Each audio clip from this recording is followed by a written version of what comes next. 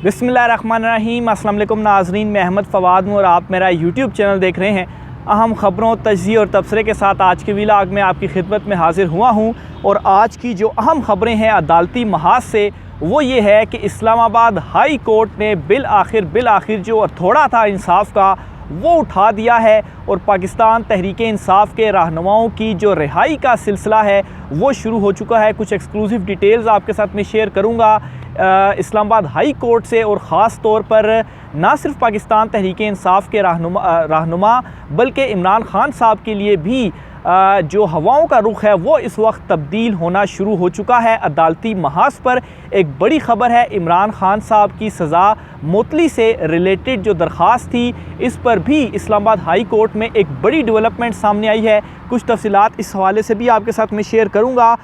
इसके अलावा supreme court of Pakistan में भी आज दो बड़े अहम मुकदमात, एक तो परवेज़ इलाही साहब के हवाले से एक बड़ा रिलीफ़ उनको मिला है सुप्रीम कोर्ट से, क्योंकि उनको बार बार रिहाई और बार बार गिरफ़्तारी हो रही थी और लास्ट भी उन्हें अडयाला जेल से जब गिरफ़्तार किया गया रिहा किया गया तो साथ ही उनको गिरफ़्तार करके राहदारी रिमांड लिया गया और लाहौर ले जाया गया। और सुप्रीम कोर्ट ऑफ पाकिस्तान से उन परवेज़ इलाही साहब जो हैं उनके हवाले से भी एक बड़ा जो ऑर्डर है, एक बड़ा जो हुक्म है वो सामने आया है। और ख़ास तौर पर ये जो गिरफ़्तारियाँ पुलिस इंतज़ामिया की जानिब से की जा रही हैं, इनके ऊपर तौहीन अदालत जो है और फ़र्द जुर्म है जो कार्रवाई है, इसका भी आगाज़ हो चुका है। बड़ी अहम डेवलपमेंट्स हैं, इस हवाले से ये सारी की सारी जो चीज़ें हैं आज की व्लॉग में आपके सामने रखूँगा। आगाज़ नाज़रीन में इस्लामाबाद हाई कोर्ट से करता हूँ, फिर सुप्रीम कोर्ट के मैटर्स के ऊपर आता हूँ, क्योंकि इस्लामाबाद हाई कोर्ट में बहुत ज़बरदस्त आज डेवलपमेंट्स हुई हैं। सबसे पहली जो डेवलपमेंट हुई है वो ये है कि पाकिस्तान तहरीक इंसाफ के दो रहनुमा शहरियार अफरीदी और शानदाना गुलजार, इनकी रिहाई का जो हुक्म है वो अदालत ने इस्लामाबाद हाई कोर्ट ने दे दिया है। और ये रिहाई का जो हुक्म दिया है, ये ऐसे ऑर्डर नहीं दिया कि इनकी दोबारा गिरफ़्तारी हो जाएगी, बल्कि आज इंतज़ामिया के ऊपर, पुलिस के ऊपर, डीसी के ऊपर, एसएचओ के ऊपर जो तौहीन अदालत की इनिशियल कार्रवाई है वो आगाज़ कर दी गई है। और नेक्स्ट जो प्रोसीडिंग होगी 2 हफ़्तों के बाद इनके ऊपर जो फ़र्द जुर्म है वो आयद की जाएगी। यानी कि जो लास्ट व्लॉग में भी मैंने आपको ख़बर दी थी कि जिस तरह से अदालतों की हुक्म अदूली की जा रही है, उनके अहकामात नहीं माने जा रहे, इवन के चीफ़ जस्टिस के अहकामात मुख्तलिफ़ हाई कोर्ट्स और सुप्रीम कोर्ट के नहीं माने जा रहे। इसके बाद जो कुछ फ़ैसले अब हुए हैं, ये समझ आ रही है चीज़ें कि जजेस ने अब ये डिसाइड कर लिया है कि एनफ इज़ एनफ, अहकामात हमारे नहीं माने जा रहे, अब हम इम्प्लीमेंट करवाएंगे। और हाई कोर्ट से बड़ी डेवलपमेंट भी इस हवाले से लास्ट व्लॉग में मैंने शेयर की थी। और आज जो प्रोसीडिंग हुई है माफ़ कीजिएगा, जस्टिस बाबर सत्तार साहब हैं, उन्होंने सिर्फ रिहाई का हुक्म नहीं दिया बल्कि बहुत सौ को जो वार्न है वो भी किया है और उनके ख़िलाफ़ कार्रवाई का भी जो आगाज़ है वो किया है। जो प्रोसीडिंग हुई है, मुख्तसर सी मैं चीज़ें आपके सामने, इंपॉर्टेंट जो पॉइंट्स हैं वो आपके सामने रखता चलूँ ताकि आपको ओवरऑल मामले की भी अंडरस्टैंडिंग हो जाए कि इस वक्त जो अदलिया के ऊपर महाज गर्म है वो किस सिमत में और किस डायरेक्शन में इस वक्त जाता हुआ दिखाई दे रहा है। तो सबसे पहले तो शहरियार अफरीदी की जो दरख्वास्त थी उसके ऊपर समाअत हुई। तो ये जो केस था, ये जस्टिस बाबर सत्तार साहब इस्लामाबाद हाई कोर्ट के ही जज हैं, उन्होंने समाअत की। शहरियार अफरीदी साहब जो थे वो रोस्टम पर आए और उन्होंने आज कुरान पाक जो है वो हाथ में उठाया हुआ था। इस पर हुआ आज क्या जी कि चूँकि आईजी को, डीसी को, एसएचओ को, एसएसपी को अदालत ने तलब जो है वो किया हुआ था, तो ये तमाम के तमाम जो हैं ये भी आज अदालत में मौजूद थे। आईजी साहब बाहर थे, लेकिन जब जज साहब ने पूछा तो फिर वो अंदर कमरा अदालत में जो है वो आ गए। तो इसके ऊपर क्या हुआ जी कि डीसी जो थे उन्होंने 9 मई का हवाला देकर मुख्तलिफ़ शहरों में होने वाले जो वाक़यात थे उनका भी हवाला दिया और कहा जी कि इनसे हमें ख़तरा था कि ये उकसाएँ वगैरह ना, कुछ हमारे पास इंफॉर्मेशन थी तो हमने इनको जो है वो फिर पकड़ लिया। जिस पर जस्टिस बाबर सत्तार साहब ने कहा कि आप सिर्फ इस्लामाबाद की बात करें और अपने ऑर्डर्स पढ़ें। जस्टिस बाबर सत्तार साहब आज गुस्से में इस वजह से भी थे कि तकरीबन कोई 7 MPO ऑर्डर जो हैं वो शहरियार अफरीदी साहब के हवाले से जारी हुए और इनमें उनकी जो गिरफ़्तारियाँ हैं वो हुई और सेम एक ही नौयत की ये MPO ऑर्डर्स थे। इसके ऊपर काफ़ी ज़्यादा वो बरहम हुए और काफ़ी उन्होंने बरहमी का आज इजहार भी जो है वो किया। इसके बाद अदालत ने ये कहा जी कि आपके पास क्या इन्फॉर्मेशन थी कि शहरियार अफरीदी ने प्लानिंग की है जिस पर अदालत को बताया गया, जो पुलिस इंतज़ामिया या डीसी या आईजी वगैरह थे, कि सर अच्छा बहुत सौ ने तो कहा जी कि मैं उस वक्त था नहीं, और कुछ ने कहा जी कि हम उस वक्त छुट्टी पर थे। तो ये जो हीले बहाने से भी उन्होंने काम लिया।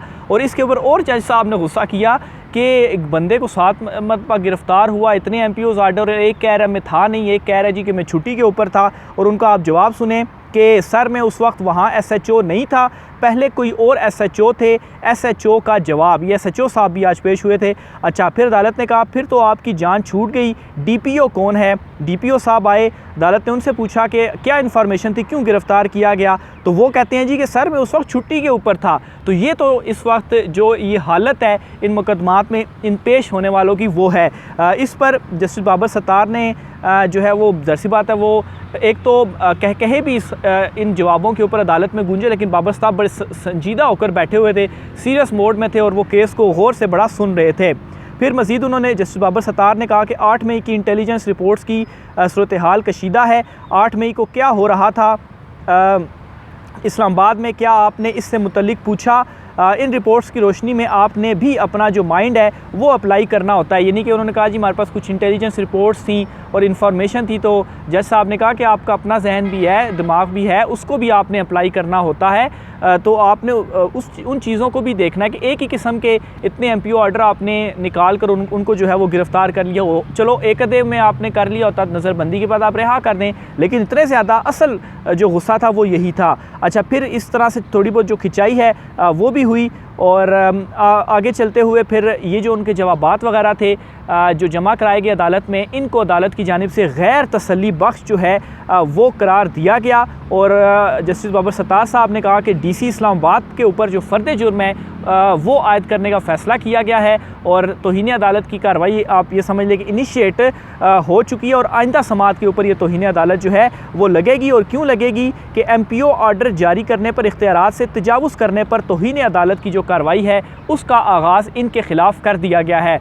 और इस हवाले से जो सज़ा है उसके ऊपर ग़ालिबन 6 माह की जो सज़ा है वो इनको दी जा सकती है कि अदालत का आपने जो हुक्म है वो नहीं माना। फिर इसी तरह से IG को भी जो नोटिस है वो जारी हुए और जस्टिस बाबर सत्तार साहब ने कहा कि आप समझते हैं कि सब अंधे हैं, यानी कि जज साहब ने कहा कि बस एनफ इज़ एनफ। अब बार बार इस तरह से गिरफ़्तारियाँ और कितने महीने हो गए हैं ये जो एक अंधेर नगरी है मुल्क में चल रही है। चीफ़ जस्टिस सुप्रीम कोर्ट हों, चीफ़ जस्टिस हाई कोर्ट हों, chief justice Lahore high court हों, chief justice Peshawar high court हो जाएँ, अहकामात नहीं माने जा रहे। पेशावर हाई कोर्ट के चीफ़ जस्टिस साहब ने तो ये तक कह दिया था कि अगर मेरा अहकाम ना माना जाता तो मैं रिज़ाइन कर देता। तो इस नौयत तक जो मामला थे वो पहुँच चुके थे और फिर ज़ाहिर सी बात है अंदर से ये जो चीज़ थी, जो आवाज़ थी वो आना ही थी। तो ये जो है वो आज हुआ और इस्लामाबाद हाई कोर्ट ने ये बड़ा फ़ैसला किया। तो मुख्तसर मैंने आपको सारी डिटेल्स जो है वो फ़राहम की। इसी तरह से शानदाना गुलजार साहिबा जो हैं उसके बाद उनकी समाअत हुई केस की, तो उसमें भी सेम यही चीज़ हुई और फिर उसके बाद दोनों को रिहा करने का हुक्म दे दिया गया है।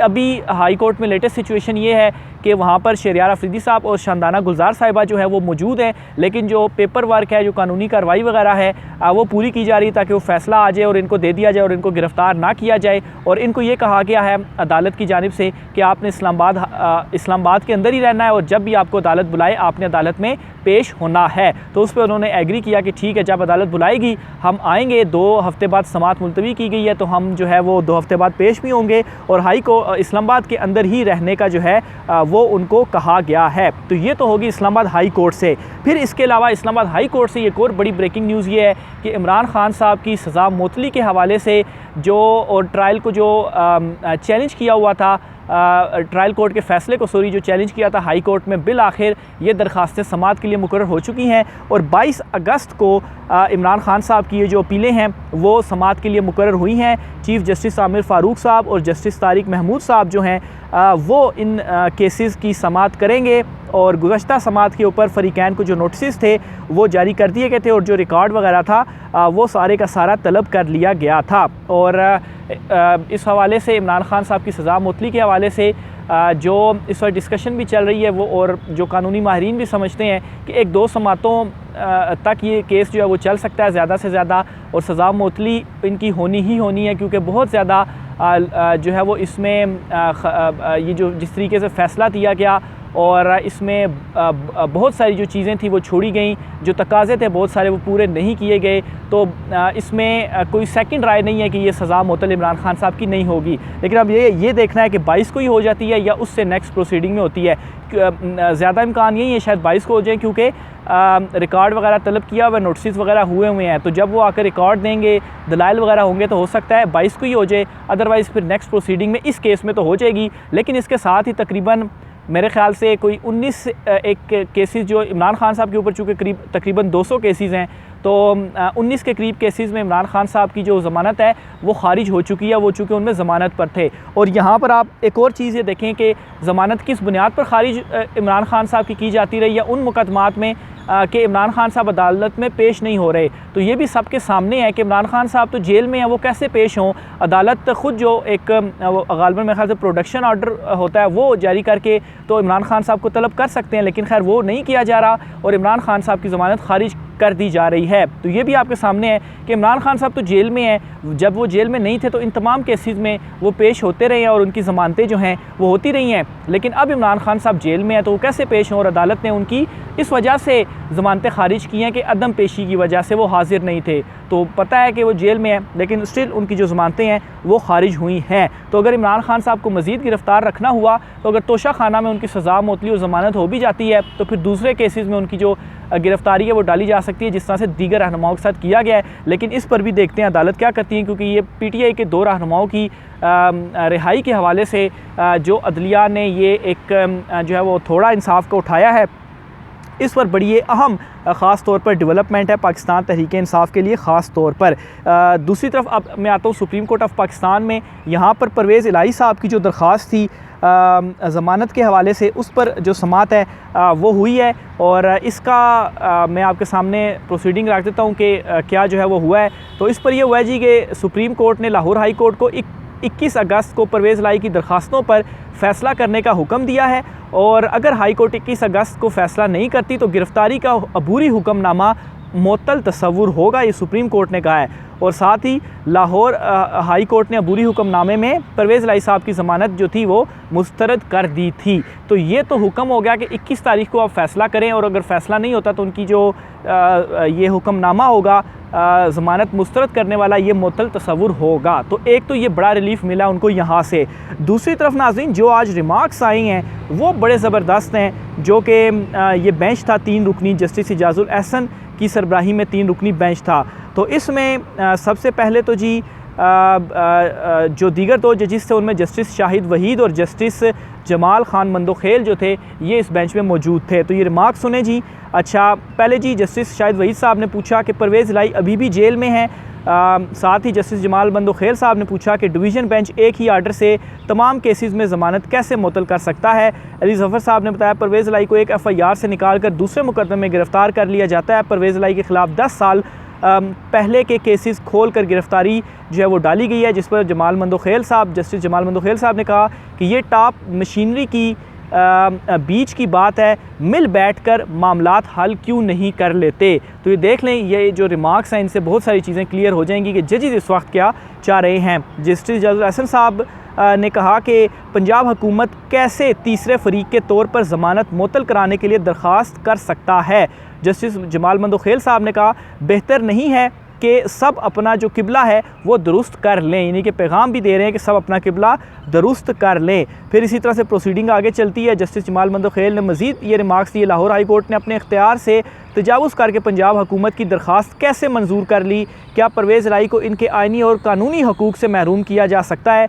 जस्टिस इजाज़ुल एहसन ने कहा कि पहले अदालत को मुतमईन करें कि पंजाब हुकूमत की अपील कैसे काबिल समात है, अदालत आइन के ख़िलाफ़ कैसे जा सकती है। जस्टिस जमाल मंदोखेल ने कहा कि दरख्वास्त गुज़ार ने कोई गैर कानूनी मुतालबा नहीं किया। तो ये जो है फिर उन्होंने ये भी कहा कि क्या सिर्फ मुतअद्दिद मुकदमात दर्ज करने का सोमोटो इख्तियार सिर्फ आपके पास है और अदालत के पास नहीं। तो ये एक किस्म की खिंचाई भी अदालत की जानिब से जो है वो आज की गई परवेज़ इलाही साहब के केस में भी। तो अदालती महाज से ये अच्छी ख़बरें जो है वो ख़ास तौर पर पाकिस्तान तहरीक-ए-इंसाफ़ के हवाले से आना जो है वो शुरू हुई हैं। और आखिर में मैं देख लूँ कोई और अगर चीज़ मिसिंग है तो वो भी मैंने आपसे शेयर करता रहूँ।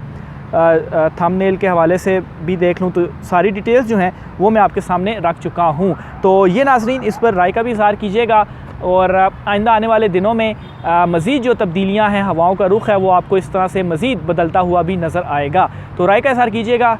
मुझे इजाज़त दीजिए। अल्लाह हाफ़िज़।